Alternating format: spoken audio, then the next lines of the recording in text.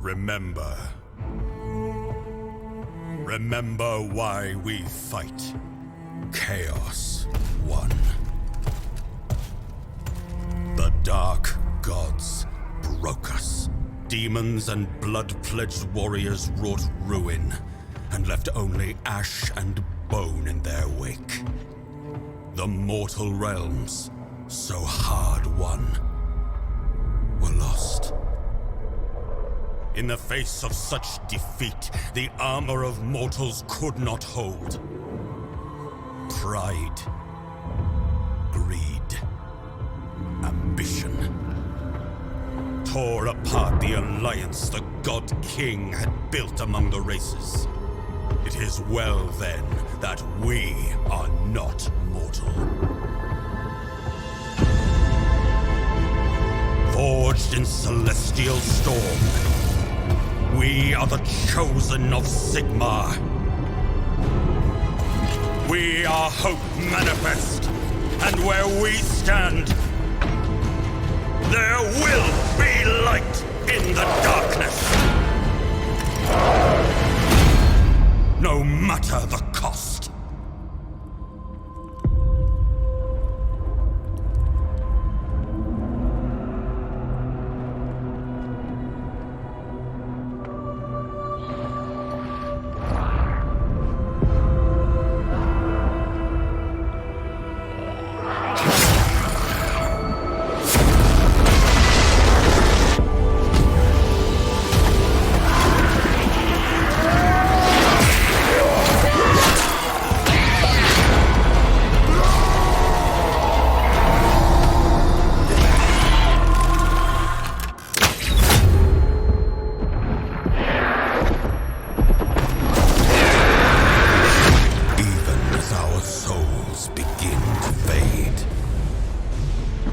Death is not the end.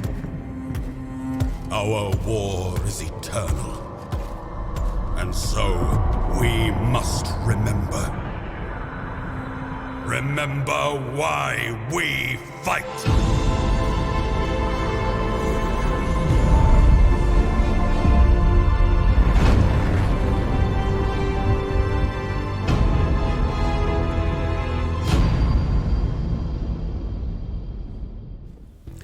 Hey folks, Jimmy here, aka Palette for Dead. Welcome to the channel and welcome to a very special video.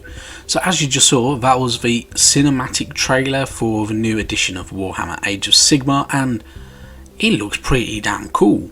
Now, of course, they revealed what's in the box.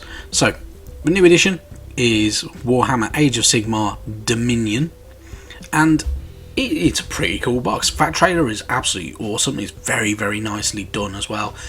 We've not seen a lot of cinematic trailers for what's going on in Mortal Realms, so that was really, really, really nice. If you didn't see what was revealed on Twitch, or you did see it and you just want to talk about it and you want some more information and all that type of stuff, this is going to be a quick video just going through everything, and yeah, so let's crack on with it, shall we? Now, the big thing for everything, of course, is the Soul Wars is pretty much over. So, the Tide of Death Magic released by the Necroquake has been diminished with the help of Teclis, who fought against Nagash, and in one of the Broken Realm stories, in the first Broken Realm of the 4 Broken Realm supplements, and really pushed back and everything like that. During these supplements as well, there are, of course, a lot of other things that happen. So Teclis really fought back against Nagash and the Forces of Death, invading Shaiish at one point, forcing the Ossiarch Bone Reapers to kind of make their stand. There was some fractions and some kind of fissures that appeared in the Forces of Death, with Lady Alinda, for some unknown reason, aligning herself with Be'lakor, who then kind of essentially tried to deceive her, but she had managed to gain his guarantee that she will receive the souls of Stormcast Eternals, and a lot of other things. So, which is why the Soul Blight Gravelords started to rise up, because they're able to produce their own culture and their own bits and pieces and their own cities and their own kind of kingdoms and fiefdoms and everything like that, and kind of start establishing themselves as a force to be reckoned with within the mortal realms for the first time in a very long time. We also had a lot of other bits and pieces. So Kragnos is the new one, he is now returned from his long slumber and long captivity under the mountains in the realm of beasts, where he was imprisoned with the help of a prison built by the Slan and the Seraphon and stuff like that, and his capture. Grungni has rejoined forces with the Dwardin, and the Dwardin have also combined forces in the fact that the Fireslayers and the Cadron Overlords are now kind of working better together. And Marathi has become a god, so she has attained godhood, which she also already was kind of like a demigod in a way, but now she is an actual god. And so a lot of power shifted around between pretty much all the factions. So Stormcast Eternals have lost some of their abilities and the fact that they cannot be easily reforged and everything like that, so their souls don't always travel directly to Azir anymore. They had to create new armour with the help of Grungni to kind of get them going and keep them safe and keep them as a force to be reckoned with. So pretty cool stuff, a lot of information to take in, but let's have a look at Dominion. So of course Dominion is the third edition of Warhammer Age of Sigmar. So the first edition was very much Stormcast Eternals going up against the Chaos and the fight back against the Chaos, and we're coming out of the end of the Age of Chaos and the start of the Age of Sigmar itself, and the fact that he was retaking the realms.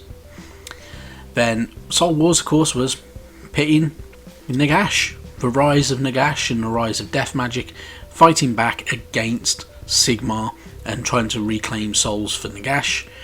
And now Dominion is, of course, the fourth main grand alliance, which is destruction.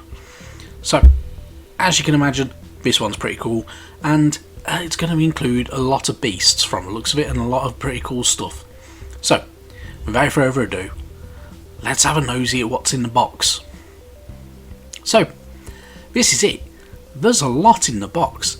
So we have 60 models in the starter box. Now this will be the first place where you can get the new core edition, core book, core rule set. You'll be able to get the War Scroll cards, Allegiance abilities cards, and Get Started booklet as well, giving you your first taste of the good old narrative for the campaign.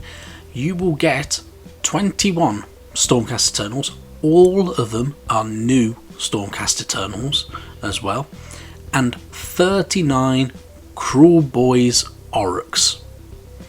So, Cruel Boy Orruks, the new Orruk faction for Warhammer Age of Sigmar, and these guys look pretty damn cool. Now, the idea with the Cruel Boys is they are very much more swamp based, but they are just as savage and just as crafty as a lot of orcs can be, and they have some pretty cool unique abilities. But first, let's have a look at the Stormcast Eternals.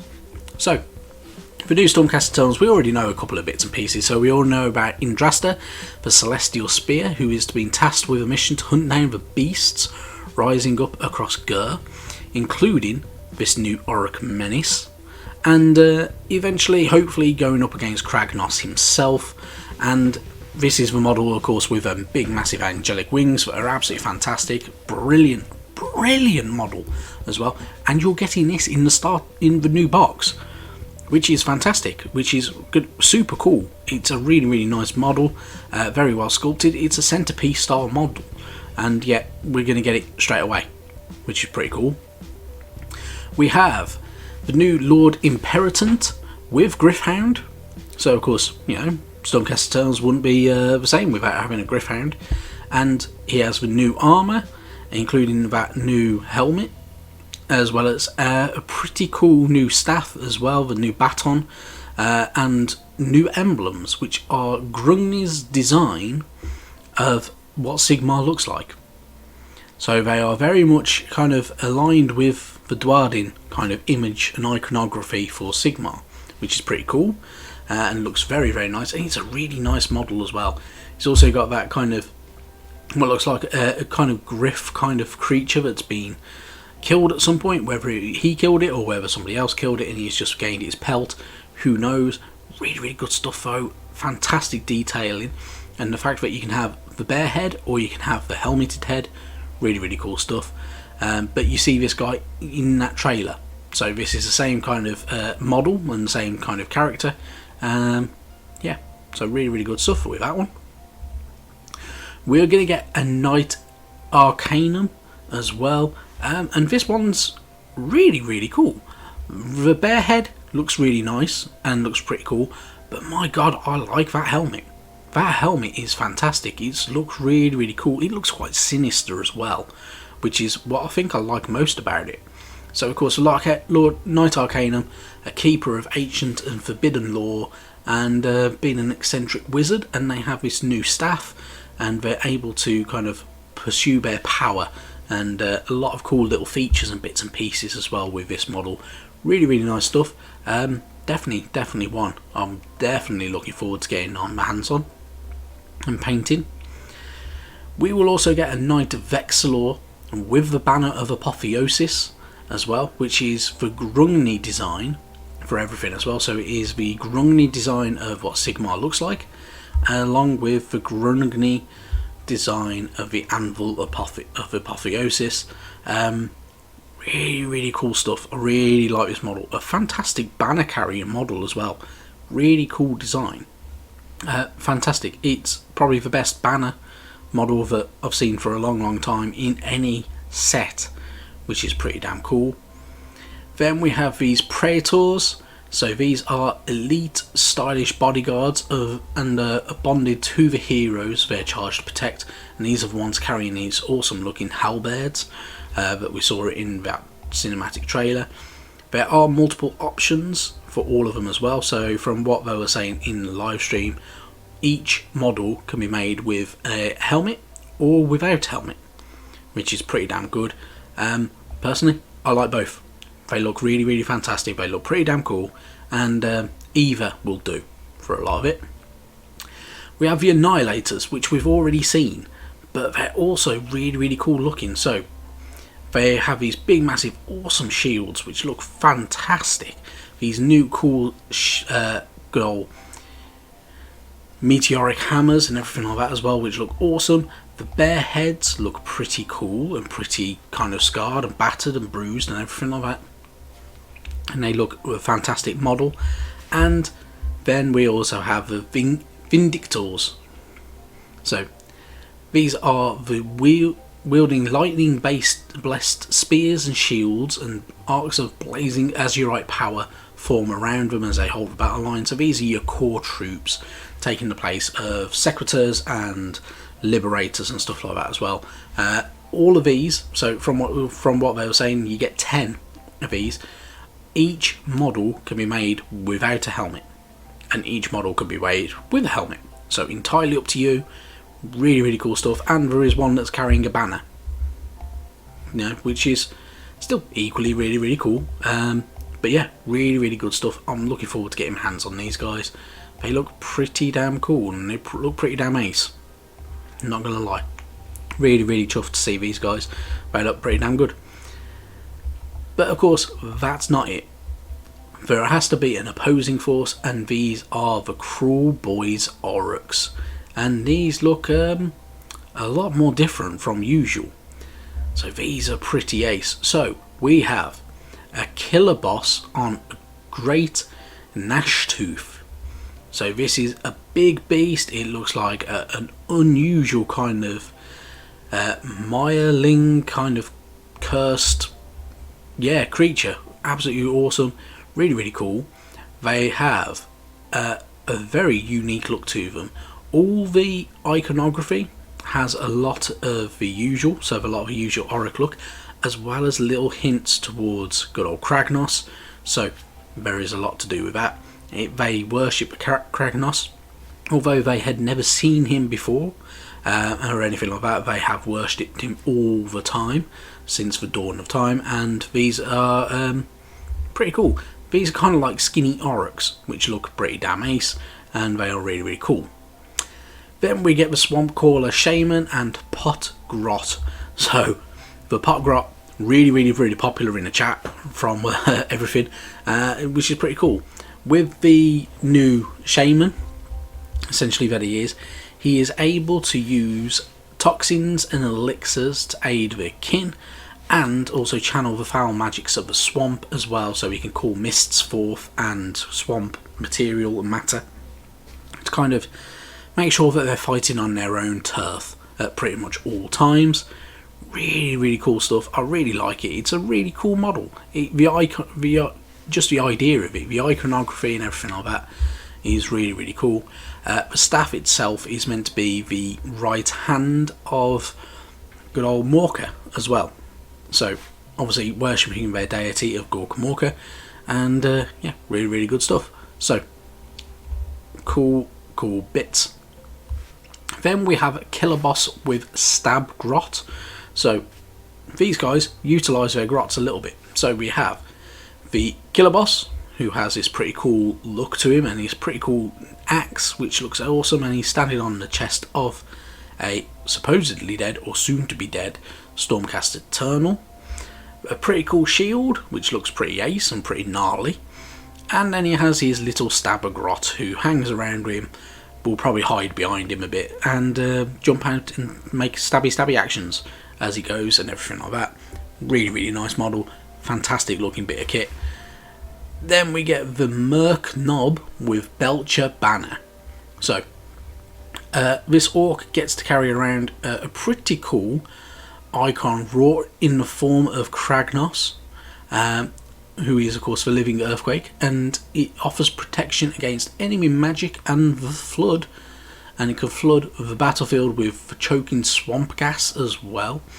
So the tongue that's in the mouth of this banner has its own ability. So it is actually a tongue ripped out from a creature that has been killed and hunted by these aurochs, and has just been slapped into this banner for this auroch to carry around. So pretty cool stuff. The iconography is meant to be at the top Kragnos, followed by the aurochs themselves, and then good old grots at the bottom as well with that one. Really, really cool stuff, that one. And then we have Manskewer Bolt Boys. So these are your ranged infantry. So these carry these pretty cool looking crossbows, which have unique abilities as well. So they apparently can be used on the go. So they can fire them if they're moving, but of course they won't fire as far and their accuracy is lower. Or if they stand still long enough, they can make a really, really good attempt at hitting the target. Pretty cool. Really, really good stuff with that one. I do really like them. And then we have their main line infantry, which is the Gut Rippers, which are armed with poison blades and their shields as well. And you'll get mobs of these that kind of hang around, do a lot of defending, a lot of attacking, and look pretty sinister at exactly the same time, which looks really, really good. And then we also get Hob Grot Slitters. So these are small allies of the Cruel Boys. They use strange explosive devices, have these wicked daggers, and these ones are apparently a little bit more tricksy. So not only have they got pretty cool armour for considering their grots, they have strange alliances all over the place. So they have some unique history and lore behind themselves, as well as them being kind of linked with the aurochs, which is pretty damn cool. Then if you do manage to get one of these boxes, you will get the limited edition art cover for the core rules. Fantastic art. It's a really cool art style. This will be exclusive to this box, so this box is going to become really, really hard to get hold of. It's going to be an absolute nightmare, I can imagine. It will be limited as well, which is the big downside to it, so it's not going to be around forever. and we'll go into that in a bit. You will get the Start Here booklet, which is for War at Amberstone Watch, and then you'll get the War Scroll cards as well. And from what they've said as well, this is the best rule set ever for the Age of Sigmar. New rules for spells, new rules for everything, and a lot of cool stuff. So, before we go any further, let's discuss the fact of how limited this is going to be. So, from what they said in the live stream, there will be a lot available. However, it will be only available until that stock runs out. So, this box will not be reproduced. So, just like in Dominatus last year, this box will run out and that's it. Tough luck. It's gone. It's gone. What I think they will do is exactly what they've done with 40k. So, 40k they released in Dominatus last year, and then they released, once that had run out, they released a small Start Here box, which was the Recruit Edition. Then they did the Command Edition, and then they did an Elite Edition. I think I got that in the right order. I probably didn't, but they did then 3 different editions to the box game. So, I think they will do exactly the same with Sigmar this time round. And I don't think I'm going to be quite far off from that. So I think that's what they'll do. Is it a wise decision? For some people, no, it won't be. Some people will hate that decision and think it's an absolute crappy decision. In terms of getting people into playing the game, it's actually not a bad idea. I know personally that the Recruit Edition sells pretty half decently, and you get quite a few people that will buy it because it's fairly cheap and it's a very quick, easy way to get into Warhammer 40k. The Elite Edition does okay and doesn't sell probably as well, but it's another good way to get them extra bits and pieces, build up an army quite quick, get yourself going and get yourself familiar with the rules and everything like that as well. So it has a lot of its uses. And the Command Edition is kind of neither here nor there. It does okay, but it doesn't do fantastically from what I've seen and what I've been told and what I've heard. So I reckon there will be 3 editions for Age of Sigmar going forward. We shall see if I'm right with that, but that is my gut feeling at this moment in time. And yeah, it generally will be probably the way it goes. But who knows? We'll see. Anyway, that is not everything that they revealed today. So after Dominion, there will be some extra bits and pieces that will come out pretty soon after this new set. So there will be a Knight Judicator with Gryph-hounds. So this Knight Judicator carries this awesome bow, which is absolutely huge, and is ready to fire it into your ranks of the enemies and everything like that. He has the cool armour, he has the new armour, and he has 2 Gryph-hounds following him along as well, as he's kind of like protectors and kind of chasing around. These Gryph-hounds are really, really nicely posed as well in them leaping phases, so they look really, really cool. And the paint job from the Heavy Metal team who painted these is actually really fantastic. It's a really, really cool look. I really like it. Then they also revealed something pretty unusual, which is the Stormstrike Chariot, which looks fantastic. It's a really cool looking bit of kit. I really, really like it, I must admit. I didn't think I would, but it is absolutely awesome. So drawn along by 2 Gryph Chargers, these chariots are line breakers, and you have 2 Stormcast on there, and they have their own little optional extras that you can add on to it as well. But of course, we can't leave out the Cruel Boys, so they have a Beast Skewer Killbow, which is a big siege weapon manned by 2 Grots and 1 of the Oryx as well, which looks pretty cool and looks like it will absolutely plough into the lines and everything like that. And there is also the Breaker Boss on Mire Brute Troggoth, which looks amazing. A really, really cool looking model. Really, really nice. So these are for leaders who have succeeded in bending a Troggoth to their will, and yeah, he just sits on top of it and rides it around. So really cool look, really nice looking stuff. Yeah, some good stuff to look forward to in the Age of Sigmar going into the 3rd edition, and you know, the Forces of Destruction have been kind of overlooked for a little while. So this is doing really well to kind of right those wrongs essentially and bring the Forces of Destruction forward leaps and bounds. And of course, because it's a new edition, there will be a new novel to go with it called Dominion, of course, and yeah, it will take place of Soul Wars, so just like that, it is kind of catching up and laying forth the narrative and lore and history and everything like that going forward into the new edition. Now, one thing they have said with this, Dominion will be out in June. So it will be available to pre-order sometime in June, should I say. Not sure when, but definitely really cool stuff. I'm going to be wanting to get it, I must admit. I'm going to try and get my hands on it as soon as I possibly can. So yeah, so it's just going to sort of checking out and keeping an eye on things and hoping for the best, really. But for now, thank you very much for watching this slightly longer than planned video. Hope you've enjoyed it. If you have, drop a comment down below. Join the Discord server if you wish to, and yeah, have fun. I will catch you very soon for some more Warhammer goodies, and yeah, see you soon. Bye bye now.